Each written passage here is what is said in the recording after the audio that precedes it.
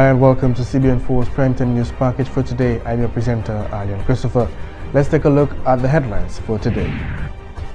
The UK government to provide over £65 million in support of Dominica's aim at becoming the first climate-resilient nation in the world. Government appoints resident ambassador of the Commonwealth of Dominica to the People's Republic of China. And the World Bank continues to pledge its support to Dominica. Stay tuned for these and other stories right here on CBN4. We'll be right back.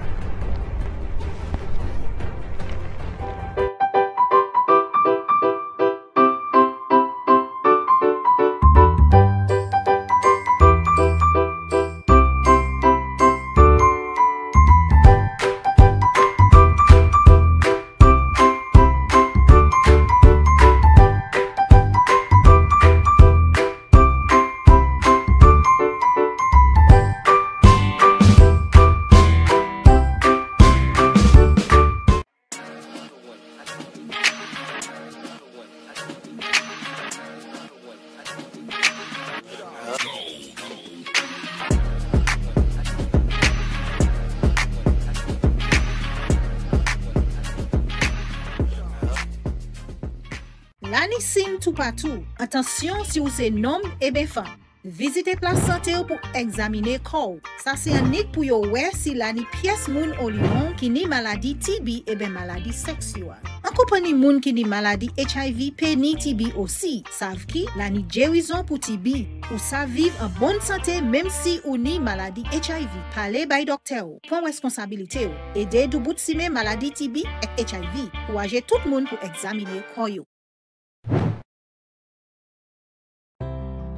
If you're HIV positive or have an STI, having unprotected sex with multiple partners puts them in grave danger. You'll expose every partner and their present and future partners to HIV or another STI. Use a condom every time you have sex. You can live a productive life even if diagnosed with HIV. Remember, early detection is key to your survival.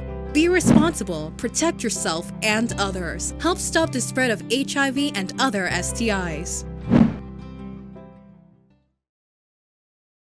There are signs everywhere. Pay attention whether you're male or female. Visit your health center to get screened.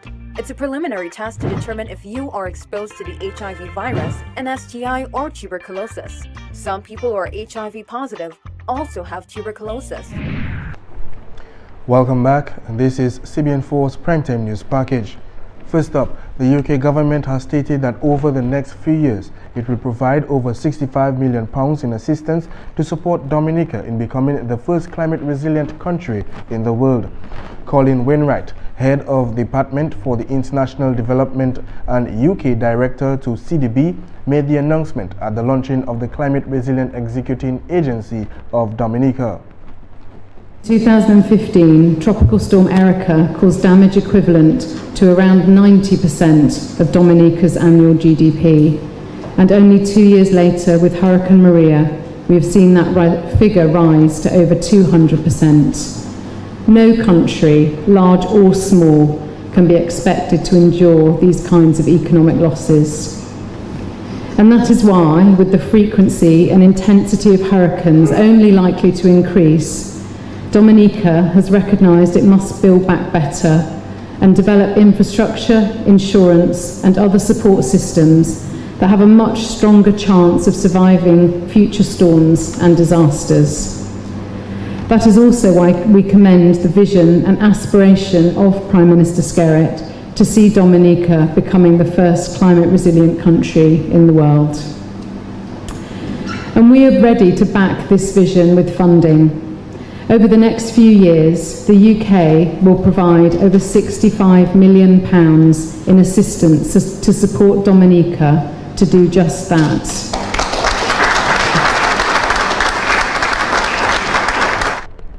In announcing brief ideas of how the money will be distributed, Wainwright said the UK government recently announced £25 million of new funding to rebuild and strengthen the water systems across the island. We will also provide £25 million to renovate and repair the Loubière to Bagatelle Road, parts of which were essentially destroyed during the hurricane. We will strengthen key health facilities across the island so that they can better withstand hurricanes and be able to provide essential medical support in the aftermath of a natural disaster. We will also provide assistance to create jobs, boost the employment skills and prospects of young Dominican people, and to support the development of geothermal energy. She said the UK government is also investigating practical ways of boosting disaster response mechanisms across the Caribbean and increasing the coverage of insurance systems. Acting Permanent Secretary in the Ministry of Education and Human Resource Development, Chandler Hyacinth, says the Ministry of Education is looking at building for climate resilience on different fronts. Speaking at an interview with CBN4, Hyacinth said the Ministry of Education is, first of all, looking at the physical structures of the schools and taking into consideration the national guidelines for construction. The physical structures of our schools. We have been working with the Ministry of Planning, Engineers Without Borders, UNDP and other interest groups to look at standards for schools and constructions of school, so we can have a unified a manual, some sort of guideline that can help us as we rebuild, because as we rebuild now we will have to build new structures, and these new structures, the guidelines would have to be taken into consideration. As we rebuild, we have to look at roofs, for example. Okay, we have to follow the standards as it relates to roof construction. This has to be applied to our schools too as well, because a number of our schools lost their roof, and we could see from the reports that we have from the engineers, a lot of the failure had to do with the construction of the roof. A lot of the failure too had to do with the construction of walls and not having sufficient steel in the walls, not having proper columns within the buildings. Even in some cases, the kind of windows that were placed in the schools was an issue, how these windows were reinforced. So as we rebuild, as we prepare to repair and rehabilitate our schools, we must look at standards. Hyacinth said the Ministry of Education is also looking at the materials that are being used in the construction, and that too would have an impact on to strengthen the structures. Physical structures. We are looking at the national guidelines for construction, and in particular we are working with the other international agencies to have guidelines for the construction of schools. Building resilience would also mean in the design and layout of some of our schools too. We have to think of ways of conserving energy. We have to think of ways of making our classrooms safe learning environments. In terms of conservation of energy, we are also looking at the installation of solar panels in some schools, so that would help out to reduce energy costs. Things like rainwater harvesting is something that is being considered. As we build for resilience, we know that we have to ensure that all our schools have a backup water supply, backup electricity supplies too as well. Hurricane Maria has taught us a number of lessons. Within our school plans, we are looking at disaster preparedness plan. The Permanent Secretary also said the Ministry of Education is currently working alongside IsraAid and UNICEF to roll out plans for developing safe schools in preparation for the next hurricane season. And stay tuned, we'll be right back with more news after the break. There are signs everywhere. Pay attention whether you're male or female. Visit your health center to get screened. It's a preliminary test to determine if you are exposed to the HIV virus, an STI, or tuberculosis. Some people who are HIV positive also have tuberculosis. But there's hope. Tuberculosis can be cured. And yes, you can live a full life with HIV. Talk to your doctor. Be responsible. Help stop the spread of TB, HIV. Encourage everyone to get tested. Les moun qui ni TB estene et ben tout se, moun qui en bonne santé oli won ka respire se vermine la. Moun qui pa ni bon tempérament kon sa ki ni maladie HIV, alcool, ka fumer, ti mamay e grand moun bien sensible pour ces maladies ça là. Moun qui ka tousse ni pour prendre précaution les yo en parmi moun en place publique, couvert bouche ou le ka estene et tousse. Visitez docteur et ben place santé. Fini tout traitement yo ba ou sa joine guérison et puis maladie TB. En responsabilité ou aider du bout si men maladie TB et HIV, protéger corps et les autres.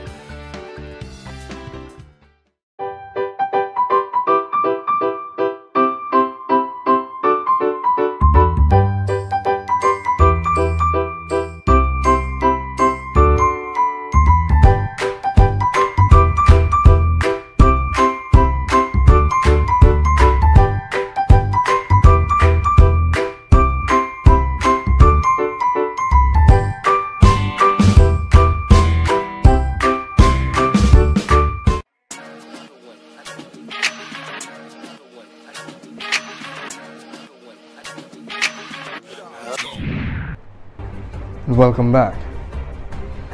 The government of Dominica has appointed Martin Charles as resident ambassador to the People's Republic of China in its quest to fully establish a diplomatic presence in China and further develop the excellent bilateral relations that exist between the two countries. The government of Dominica has received agreement from the Chinese authorities for Charles's appointment, and he will formally commence his duties as ambassador of Dominica following the presentation of his credentials to the head of state of the People's Republic of China.